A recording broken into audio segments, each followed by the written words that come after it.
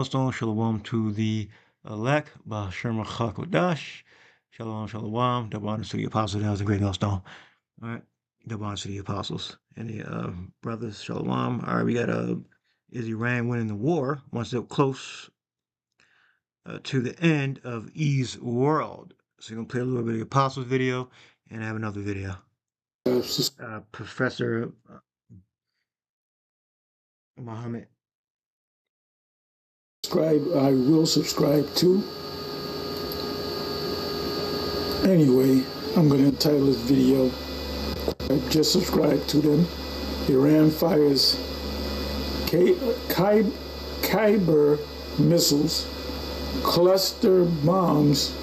And I'll show you what a cluster bomb is. Cluster bomb is in a minute on Tel Aviv. 8,000 IRGC missiles. And they're, the Israelis have a media block, so you won't see the damage happening. So, the fog of war. So the damage, I'm sure that their country probably looks worse than it did the first time around, because they're not letting the Iranians are saying that this is worse. This is not like the first one, the 12-day. This is going to be worse. This is they basically declared war on the Israeli regime and the United States, the interest in the region. So let's see if that's all true. I think we're like day 5 or 6. Spook Israel. So let me show you, give you an image of a cluster bomb. I'm not going to play this. That's a cluster bomb. So that, the Iron Dome works when there's maybe one bomb, a couple of bombs. When there's cluster bombs, they're going to get in. You can be the greatest baseball player in the world. And you hit the ball, you got a bat, you hit the ball, the pitcher.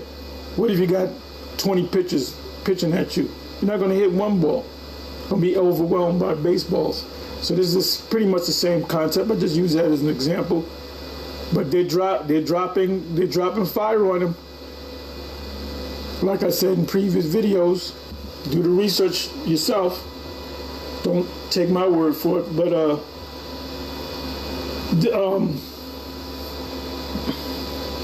Iran. Bottom line is, Iran knows that they can't hit the U.S. Their long-range missiles don't go long enough to reach the U.S. I think the longest range of a Iranian missile system is 800 miles. Miles, let's say. They know the different animal, almost 2.5 times that, 150% bigger than the U.S. as far as states go. So it's not looking good for Israel and the U.S. It's not looking good for Trump. Bargaining table, they're not coming. It's full-scale war. You declared war on them, they're declaring war on you. So what else can I say? There's all kinds of scriptures on that come to mind. Jeremiah 50, Jeremiah 51, Jeremiah 49, release of the flock shall draw them out. That's also in Jeremiah 50 or 51, the least of the flock shall draw them out. Right, the least of the flock shall draw them out. So what we believe in Jeremiah 49, 50, I believe that when it says the least of the flock is referring to the small tribe or so-called nation of the Israelis. They're actually the Edomites that are perpetrating my tribe, my people, my ancestors. So they stole our identity. The least of the flock, we believe, is the so-called Jays. And when you look up what you saw me in 2nd Ezra 15, the Carmanians, I believe that's when you look up the word Carmania, it's referring to a certain region in Persia, but that represents the Iranians. All right, which goes back to Elam. So we like the 30th verse, something like that, or 29 says, where the nations of the dragons of Arabia shall come out with many chariots, and the multitude of them shall be carried as the wind upon earth. All right. And you have Yemen, Oman, the different Arab nations around Arabia. All right. And we'll see what Arabia proper does. But those, the Yemenites, they were, uh, using their missiles and their technology and their underground cave systems to fire and sustain battle against, the major Western powers, such as the Israelis. All right. And they still exist. They're still a operating force. All right. And they are Arab. All right. Those are dark Arabs. Right? 30th verse, 2nd Ezra 15:30. And the Carmanians raging in wrath shall go forth as the wild boar of the wood, with great power shall they come, and a line, I think that means a line, right? Let's look that up.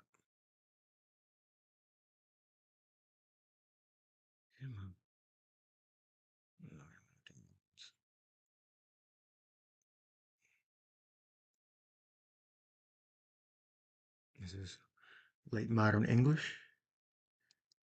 Let's see what that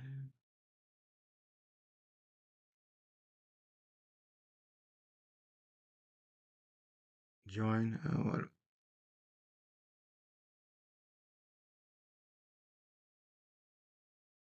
Yeah, it means join. Join. Join.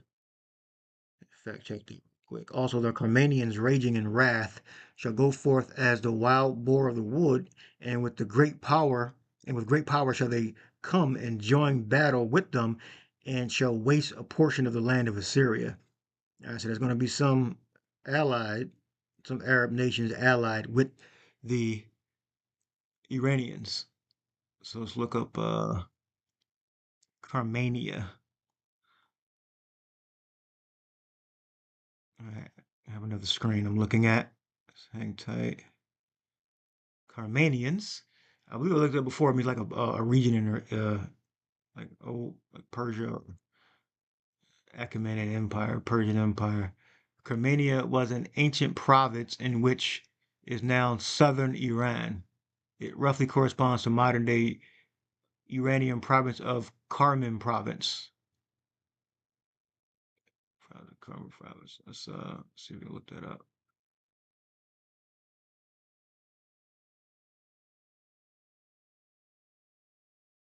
All right, we'll pull a map so you can see it. Let's see.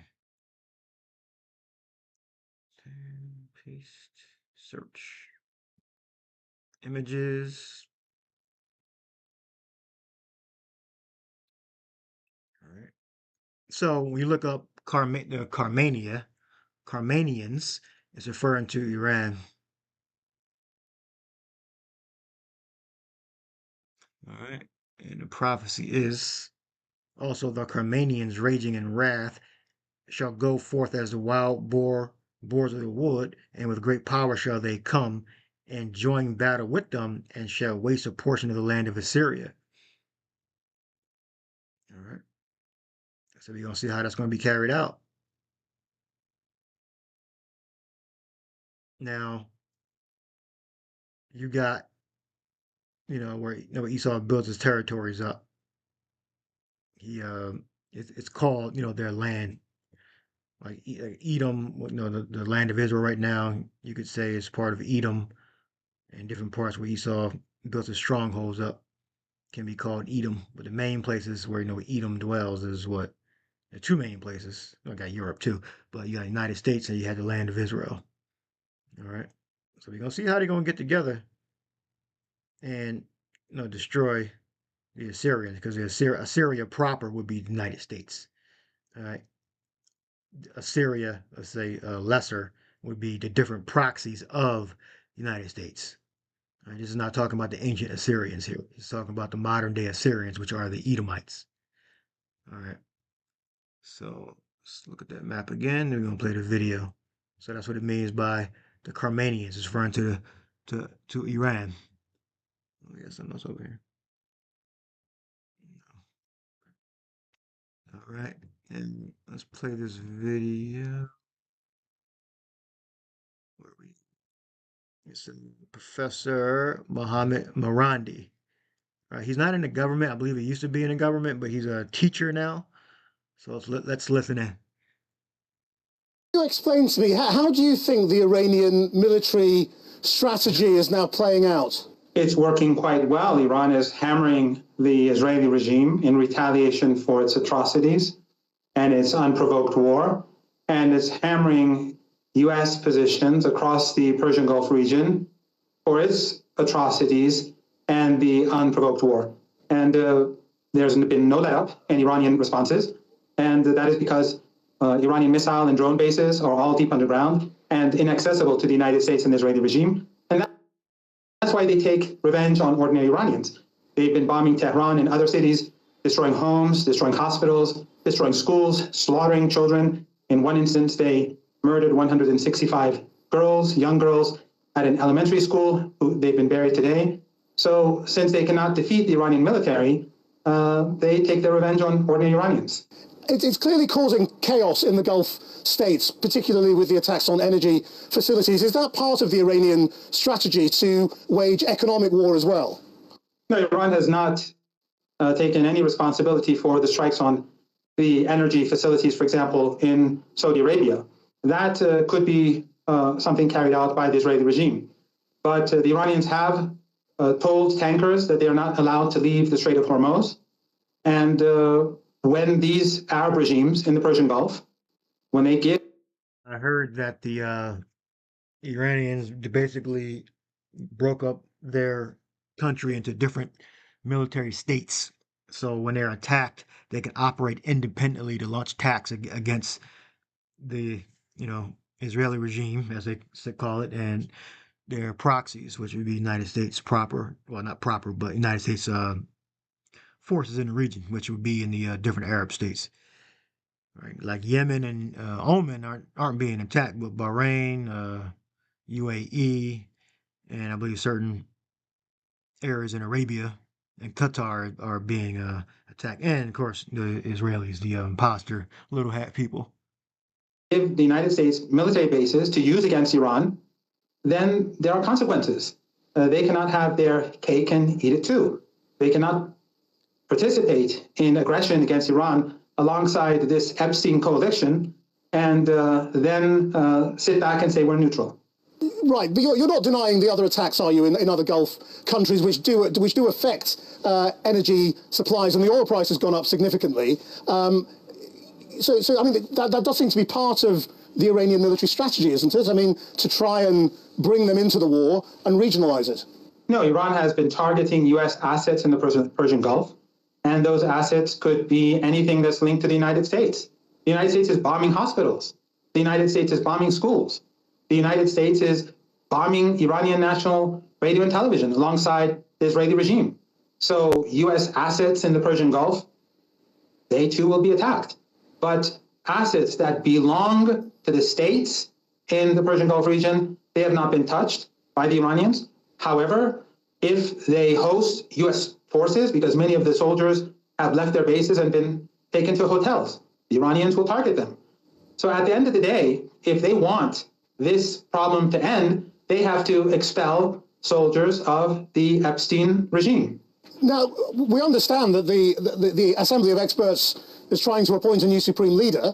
Could a new leader, do you think, negotiate with Trump and agree to his terms? No. Iran is not interested in negotiating with Trump or the U.S. regime. Iran is going to punish the United States, and we are in the process of doing it. This regime in Washington has tried to cross a bridge that's a bridge too far, and they're messing with the wrong country. We're not Venezuela, we're not Iraq, we're not Libya, we're not Afghanistan, and we're not Syria. This is the Islamic Republic of Iran, and we will make sure that the United States regrets the aggression against the Iranian people and the slaughter of children and the slaughter of innocent civilians and the murder of the leader. These are crimes against humanity, and The United States and its allies have imposed the law of the jungle upon the world, and they will come to regret it.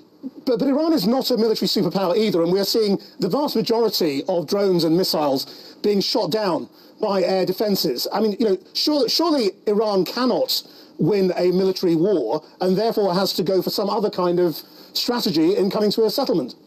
Iran will defeat the United States. Time will tell. And our drones that are being fired are very old drones. Our missiles that are being fired are very old missiles. They're very inexpensive.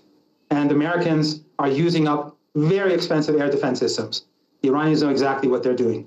We haven't even begun using our latest technology, and most of Iran's underground bases have not even been used yet. They have not even been opened up for operation. The Iranians have been planning for this day ever since the invasion of Iraq. They knew that at some point the Epstein regime will go after Iranians, and therefore they've been preparing themselves for many years. We are fighting for our homeland and our sovereignty and our independence, and our crime is that we oppose the genocide that the British regime and the American regime and Western regimes have been supporting. And we are on the right side of history, and the United States is the aggressor, and we will punish the aggressor and make it regret its crimes against humanity. What percentage of Iran's missile stocks remain? The vast majority. Because after last year's war, it was estimated that Iran had used up around 40% of its missiles. Are you saying that was replenished in the last few months? Those numbers were always fake. Those numbers are provided by the Israeli regime to the media in order to convince foolish Americans that war against Iran is simple. This war was supposed to end in a day or two. The 12-day war was supposed to bring Iran down like a house of cards. That failed, this failed, and now the United States will have to pay the price. And if the United States escalates, that will mean that the most sensitive region in the world, the Persian Gulf, where a quarter of the world's energy comes from, everything could be destroyed. And if that happens, it doesn't even matter if the Strait of Hormuz is open or closed, because there will be no oil or gas, and there will be no tankers. For Iran, this is a fight for survival. For the United States, this is a war of choice, a choice that has been imposed upon the American people by the Epstein class. We will expel the United States from our homeland, and we will make sure that the United States never again thinks about aggression against our country. And we will not allow the Israeli regime to behave with impunity and to continue genocide against the Palestinian people. Isn't the truth, though, that a lot of Iranian people want to see this government toppled? We saw tens of thousands taking to the streets just weeks ago, and many thousands of people were killed by the security forces. So public opinion is divided on this. Don't believe your propaganda. That's silly. Well, I've already had an interview. I've already spoken with your colleague. The people who were killed, 3,117 people were killed. Hundreds were police officers and people who were patrolling the streets as volunteers, and hundreds of others were ordinary people that were murdered by these militants and these terrorists who were using weapons to kill. In your country, if they kill a single police officer, there'll be outrage. Here, they killed hundreds, including the volunteers. So this was no peaceful protest. And you know quite well, because I know you follow these things.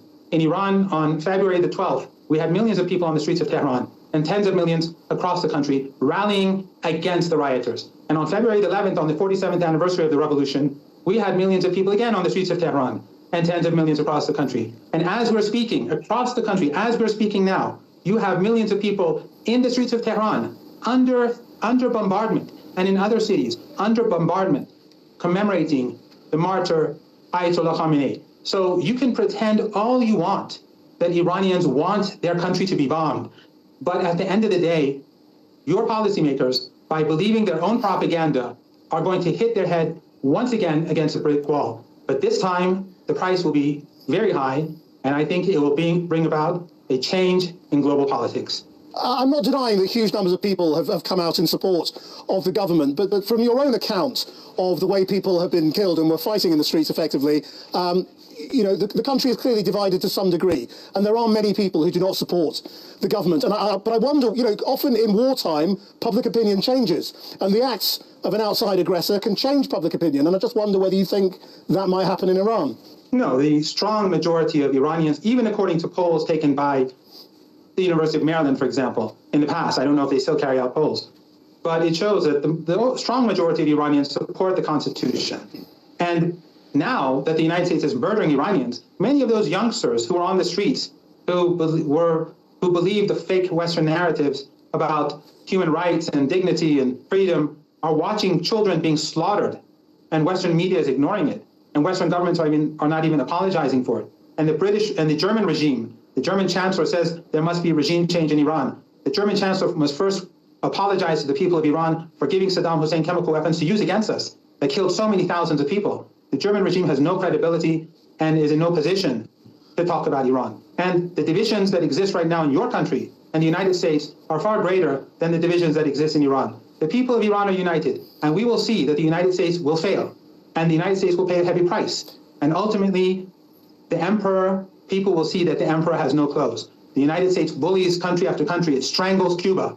It takes the people of Venezuela hostage. It imposes Al-Qaeda rule on the people of Syria. Iran. Yeah, yeah. The Al-Qaeda is running. I believe the former leader of Al-Qaeda is running Syria right now. So I mean, the cat's out of the bag. I mean, it's cluster. You know, only like stupid people don't see that when America interferes, things get worse. And like you said, Iran is not Syria. Iran is not Iraq. Iran is not Venezuela. This is going to be. This is it. All right, this is it. Now let's see if it's going to be sustained. You know, 'cause you know how they like to play games with each other behind the scenes. But let's see. I think that was everything. I'll see you on the next video. Shalom.